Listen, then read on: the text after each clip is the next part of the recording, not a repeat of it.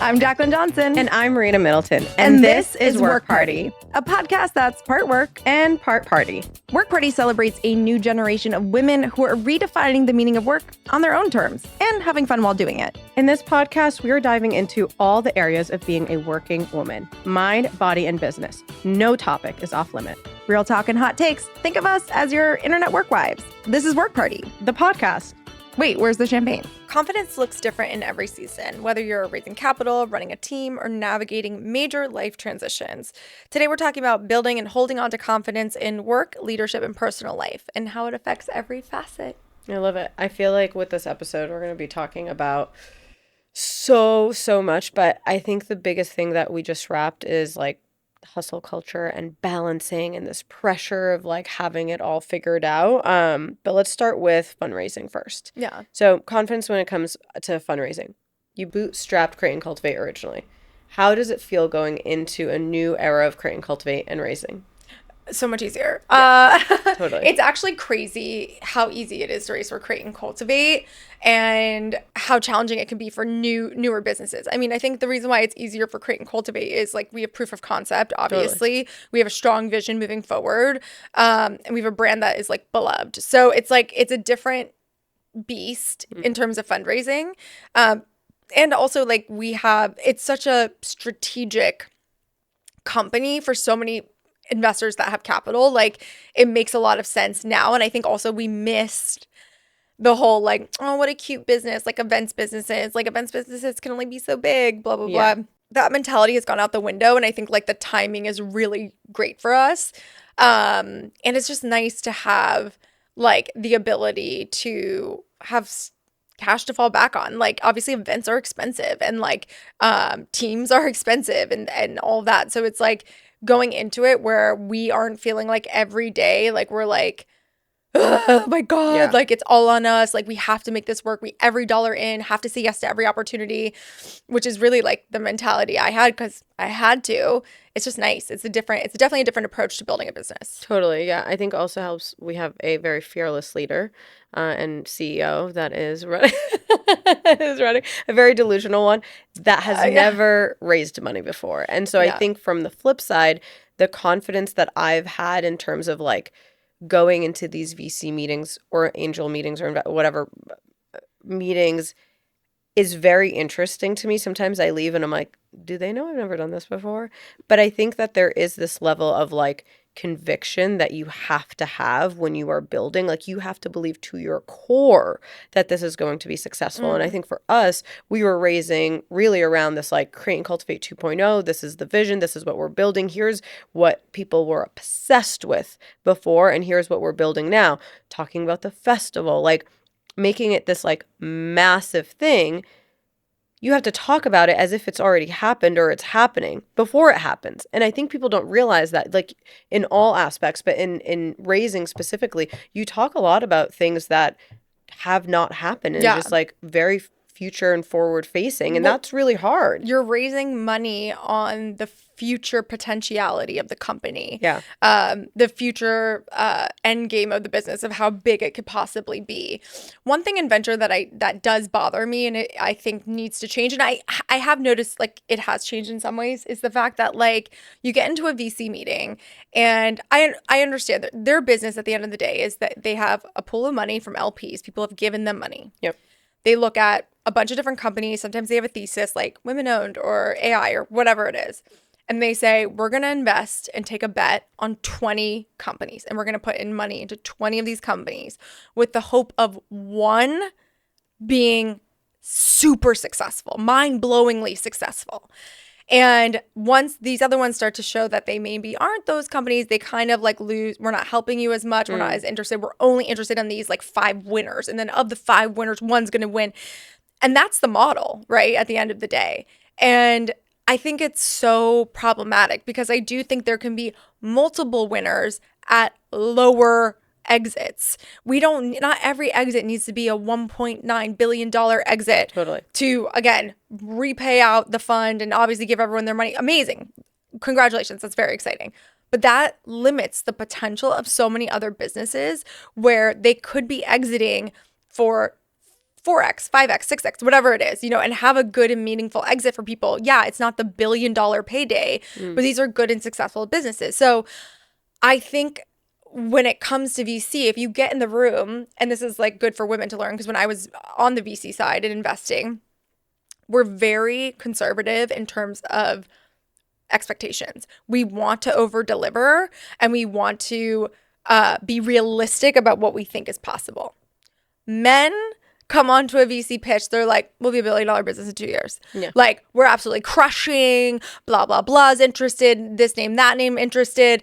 Shut the fuck up. True. Like, truly, shut the fuck up. And like, most of those businesses have crashed and burned, like, since I've been pitched them. They do not give a shit. And actually, I really loved, we were with Rachel Rogers in Puerto Rico. I don't know if you remember this, like during her mastermind. And this girl got up and is like, and she's like, what do you need right now? Like, what's something you need? She's like, I'm going to raise capital for my business. And, this is my business, blah, blah. And Rachel's like, okay, like, what's your pitch? Like, why should I give you money? And she's like, I will be an amazing steward of your capital.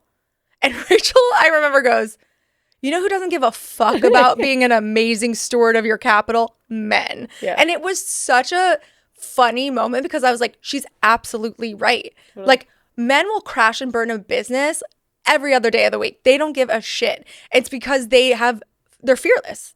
They know that they can go do it again. Look at the Adam Newman, WeWork, crash and burned that company in a cult leader fashion and has now gone on to raise $300 million. It's insane. Stole money from the company, stole the trademark, like unbelievably bad business person. Here's more money. Go ahead. Go do it. Because your vision is so big. And women don't do that. No. Like, we go in and we're like, I do feel confident that like we will hit $500,000. And it's like you said, we've exceeded every goal. Yeah. We under-deliver in the pitch and then over-deliver in real life, where we need to be over-delivering in the pitch and over-delivering in real life. I remember when we were in early stages of raising money, it was Art Basel. We were in Miami, and I met this guy, like, he was 12. And he was like, he was like, oh, cool. Like, you raised money? Yeah, I've raised money. I just closed like 17 million. And I was like, on what? What are you raising on? Like, what is it? What's your... An idea. Showed me this ugly ass app it was like this influencer marketing app that, like, I mean, on all metrics, it sucked. And I'm just like, the best part, he was like, yeah, we have this sick office. Look at this furniture that I got. And I'm like, what? I'm over here. You give me a penny, and I'm like, this is exactly how we're going to use it, and this is it. You know what I mean? Like, it 5 different ways. No, literally. And I will make sure that it is worth every penny. It's just a different mentality. I do feel like I shifted a bit in terms of going into these meetings, and like, I kind of flipped the script of, do we need them? You know what I mean? Like, you definitely have a different approach. Matt, Marina's husband, and I will be in meetings with Marina, and she's like deathly silent, just listening, surveying, looking left to right. Tired. And then you'll be like, I don't want to do the deal. Like, you're so intense, and you're like, we'll let you know. Like, you're so ruthless. You've really switched the page from like, we would really love to work. We should do this collab with every single human to like, my people will call you. Yeah, like, maybe, like, if you're good enough. No, it is really funny. One thing I am learning from you is being just a little bit more personable and just like a little bit more warm. I was that person 2 years ago. I'm tired. 2 years, you becoming the full... It left my body. Like, that person left my body. She's no longer here, okay? But no, it's like, I'm not here to prove to anybody. Like, I'm here working and building. You want to be part of it? Give me $10 million. Get the fuck out of my face. Like, the best is, though, your just approach is so like, what do you want from me? Here's what I want from you. Here's how it's gonna go down. And it's so intense. And it's not that it's bad. It's like, I actually appreciate it, because I do think at brass tacks, that is what we're trying to get to. Yeah, we're softening you up. Yeah, I just need a little sprinkle of just softening. You know, like, just a little. I just want to be a little personable. Yeah. Where you are actually like, I'm not complete opposite. It's like too much. Yeah, it is. That's too much. I'm like, I love you. Yeah, and Jaclyn passes it on to me, and I have to then really talk to her. No, but I do think that like there is so much value in showing up knowing that like you are the prize, right? Like, we have a lot to everything. Business, we're not, what is it? We're the cheese. We're not the mouse. We do not chase. Like, I just believe that to my core, and I'm trying to go into these meetings like that, because for the first year of the business, it was the opposite, right? I felt like I didn't belong. I was really nervous. I was like, I've never done this before. Oh my God, I don't want to fail. Like, what if this? What if that? I couldn't take opinions because I was like, no, I have to think of this myself. It's like everything has shifted. Like, I feel like I welcome so many more ideas now, or I feel like I have the autonomy, and I feel like more founders, especially female founders, need to go into these meetings, whether it's for raising money, whether it's with your team, whether it's with the board, like whatever, that like you make the decision, right? And it is on you, and there is pressure that comes with that, but like you should also walk in there confidently. And I think a lot of us, I love this like idea of operating like the CEO and not the employee. Like I feel like a lot of us operate like the employee still, like tell me what we should do, what do you think? And it's like it doesn't provide true leadership. And at the end of the day, your employees, they need you to be a leader. Yeah. And I feel like that's the energy you need to And bring. I think confidence, honestly, comes with experience. Like, Totally. it takes time. Like, I feel like I understood because I built Create and Cultivate, and I think this is something that you're going to get over time. I knew, I mean, again, I was very similar to you at the beginning, but like towards the end, someone would be like, blah, blah, blah wants to do this. What do you think? I'd be like, no, blah, blah, blah wants to do this. I'd be like, yes. Like I knew, I just knew deep down, this is something we would do. This is something we wouldn't do. And like being able to make those decisions so quickly and know, so like, this would work, this wouldn't work. This, because you know it so well. But again, that took so long. And so I think it's like confidence, success, age, wisdom, failing, fucking up, learning from it, getting back in the game, doing it all over again. Like all that stuff builds confidence, right? And I think that's also part of it. Like confidence isn't built from doing everything right. Yeah. It's built from doing it wrong and learning your lessons and getting better. Like you said experience. Like I think sometimes people are like, oh, I have to be like good experience and accomplishments. And it's like, no. It's actually the opposite. The more you get knocked down, I feel like the best entrepreneurs are the ones that like can get up the fastest. So let's talk about confidence in personal transitions. I feel like you, especially when we bought back the business, you were going through a lot in your personal life, from selling the business to relationship shifts to moving to this, all of that stuff. How do you feel like you have built confidence, obviously internally, but also publicly when it comes to like your divorce and new chapters and everything like that? Yeah, I mean, I think it is a different type of confidence, like going in. Well, it's a very humbling experience to start dating at like 38, 39, 40, like kill me. So that you get humbled quickly. But I would say like, I think at the end of the day, I think it's confidence in what's next for me and like really owning that new role of like my life. And that's like in every aspect, to your point. Like, and I think when I knew I wasn't happy or like fulfilled, or because I'm a happy person, I think by nature. So it's like I can be happy in any situation, even like a bad one or whatever. I'm like, I'll be fine. But like really taking inventory of like, am I actually happy? Every day do I wake up and feel fulfilled, like excited, passionate, all those things. And like I did in some ways of my life, but not the majority. And so like I made the decision, like I packed up all my shit, I put my house on the market, I moved to New York City. Insane. My whole life has changed. My whole life has changed. And like people's like close friends still are like, you moved to New York. I'm like, I know, I just like fucking did it. It was like pulling the Band-Aid off. You know what I mean? And it was hard. It still is hard. How long were you in LA for? 16 years. Crazy. 16 years of like my life building there. And like, you know, it's like your friends, like your routines, like gone. But I think like being here has like given me such new energy in life. Like one of my friends said this too the other, I don't know, I feel like you were there, but basically was like, I've never felt more myself. And like, I actually didn't even realize how not myself I felt for so long. And like being here, I'm like, oh, I'm like in my element. Like I also feel like I've reignited so many old relationships, new relationships, like so many things going on. Like it's actually just like, it's a busy I'm excited about. Whereas like in LA, like if I got an invite to an event, I'd be like, ugh. Yeah. I have to drive 35 minutes. And I feel like it's the same routine for you where it's like, and your routine and your structure is so inspiring. Like you really like, I've never met anybody with more discipline than you. And I don't know if a lot of people know that. And I feel like that was obviously the case in LA, but it's been really interesting for me to see it in New York of like, you still get up, you're going to Pilates, you're working out, you're doing every single thing you need to do in the morning, even on the weekends, when maybe others just want to rest. And it's like, get up and you're at it. And then you're like, you're taking calls, you have your meetings, you're getting dressed for the day, you're going into the city, you're meeting people in person, you're like putting yourself out there. And I feel like it was just such a shift. And not that you weren't doing that in LA, but I feel like I wasn't. It was a completely different routine, you know, like you still got up, you still walked Winnie, you still went to the gym, but then there was just like, I don't know, nothing. There was literally nothing. Nothing. There was days, and this is like when you know it's bad. It'd be 5:30 p.m. and I'd be like, I guess I'll just go to bed. Like, I was like, I have nothing else to do. I've done all I needed to do. My 4 friends are busy tonight. Yeah. What am I it's up so for? Interesting. And it was like, and again, and I love to sleep, to be clear. But my friend was like, that's depression, babe. I was like, cool. Yeah. But I was like, but again, I can be fine in any situation. I was like, yeah, I'm fine. But I'm like, I was not fine. Yeah. And the fact that I go to bed at 9:30, 10, even 11 some nights Crazy. here, insane. My friends are like, this is the craziest thing. The fact that I can like text you and you're up and out. Yeah. Wild. I have stuff every night of the week. Like I can, and I am excited about it. It's like fun and interesting. And like to your point, like taking meetings in person, like no one does that in Los Angeles. Like, I mean, maybe if you're like in a certain like area, but like very rarely. Yeah.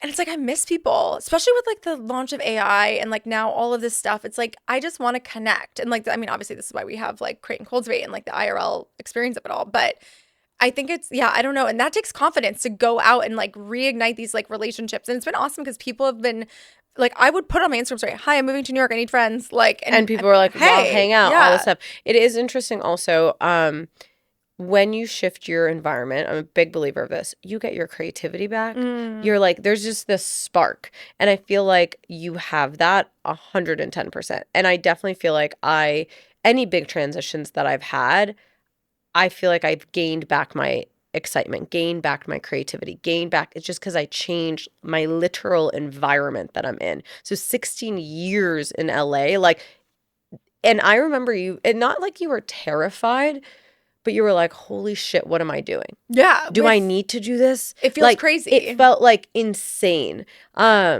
And I did, and I recommend this for anyone who's thinking about this. I did an Airbnb for a month here. Yeah. Had no friends come because I was like, absolutely not. I need to be like on my own, get a routine. And I think it was the best thing I did because it really sold it for me. I was like, oh, I'm like happy here. I'm feeling like this is where I'm supposed to be. So like if you're like, I don't want to take the risk of like uprooting my entire life, like see if you can do something like that where you can like, you know, find a little place and like sublet it or whatever and just like test it because it was so worth it for me. Yeah. And I think too, for you, you had this like mentality, especially when it came to like selling your house. You're like, if it happens, it happens. Yeah. You know what I mean? You kind of like let go of that pressure a bit, which is really hard to do, but I do think plays a lot in confidence.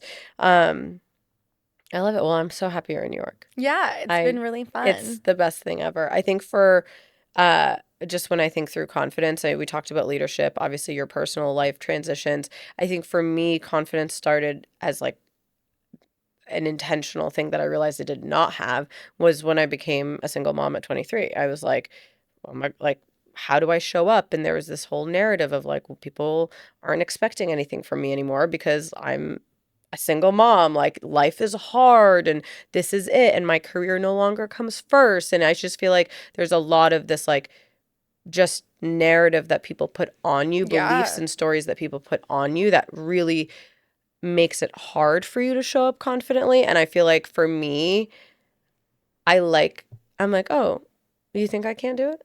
Or like, oh, you think that, you know, this, and I like, that fuels me. Yeah. And so I think that to me is like, I started talking more about my story on social because I felt like if I could control the narrative, which is why I'm so passionate about personal branding, if I can control a narrative, if I can talk about being a single mom in my own words and my own experience, then nobody else can take that experience or confidence away from me. It's mine, you know? And so I feel like for me, I was able to show up confidently by like literally using my story, literally using my own experiences and sharing it publicly. And it was definitely like hard and a transition, but I definitely felt like how you were talking about, you know, if like if it happens, it's meant to be or like whatever. I changed my routine. I moved from New York back home, which was a big jump because I went from this like massive New York City to this like little tiny town in Gardner, Massachusetts. Like there was 5 people in the whole town, you know, like it's just like such a different world. But I do think that like, again, that shift of environment, that shift of like routine and control over your own narrative is so important to show up confidently. I know. And yeah. I like that. I think like, again, like being able to be like, hey, I need a minute to go like rebuild my life. And Totally. like, I don't need to do that in New York City. I can go like I think that takes confidence to do that. Yeah. Like, and I think also when it comes to confidence, like one of the things, cause I definitely feel like I struggled with it, but like, you know, my friend, like Deals would always say that. She would just say, like with dating, she's like, it's gonna happen. It's just a matter of when. And as soon as you let go of like expectation of just like, it'll happen when it's meant to happen. And I feel like it took me a while to get into that mindset and be like, yeah, you know what, you're right. It is gonna happen. I just have to like let go of the outcome a little bit and keep doing what I'm doing. Keep putting myself out there, keep like whatever. And I think it's same thing for work, same thing for everything. It's like you have to have the confidence to keep going. Yeah. Even when it feels like it's gonna be impossible or not work out or it's overwhelming or whatever. 100%. And I do think like it's very hard what I'm about to say and probably very triggering, but like I just like stopped making things about me, even though it was like for example, dating. It was very hard to watch you continue keeping your confidence when you had these shit people and shit experiences. Like that is a true experience. Yeah. You know what I mean? It wasn't like you were just like making shit up. But then at the flip side, it's like, it's actually not about you. It's just like that guy sucked. Yeah. Or that experience sucked, you know? And it's just, It just like, happened to be a lot. A lot. It happened to And be a lot. yeah. And Marina would be like, no way. I'd be like, no, true I'm like, story, no. true story. And she'd be like, I can't believe, like, well, shocked, because it was horrified. like mind blowing to just see The way people treat people human were like, beings. I love you. You're the best thing that has ever happened to me. You're the most successful. And then just don't reach back out ever. Gone. You will never speak to that person again. I will never see them again. And I was like, maybe their phone died. Yeah. Maybe You really they were- died. Like they died. They did die. R.I.P. R.I.p. But it is hard to keep showing up when it's like you're just getting knocked down. And I obviously dating as a single mom was a whole other thing. But yeah, it's just like, I'm like, it's not about me. What you think about me is not my business. Yeah. Like I'm done. Yeah. And they're dead to me. They're dead in many ways. No, I'm just kidding. But yeah, no, it's so true. It's like, it's wild. And even with like work stuff too, it can be the same. But confidence is key. Cool. Whether you're pitching to investors, raising kids, or raising yourself through change, confidence is a practice, not a personality trait. Period. Bye. Thanks for listening to this episode of Work Party. If you like what you heard, follow, leave a review, rate the pod, or slide into our DMs. Check out the different ways you can create and cultivate on our website, createcultivate.com. From retreats and masterminds to our summits and festival. We have different experiences to support you through your entrepreneurial journey from launch to legacy. Follow us at Create Cultivate on all platforms, and don't forget, work hard. Party on. Please note that this episode may contain paid endorsements and advertisements for products and services. Individuals on the show may have a direct or indirect financial interest in products or services referred to in this episode.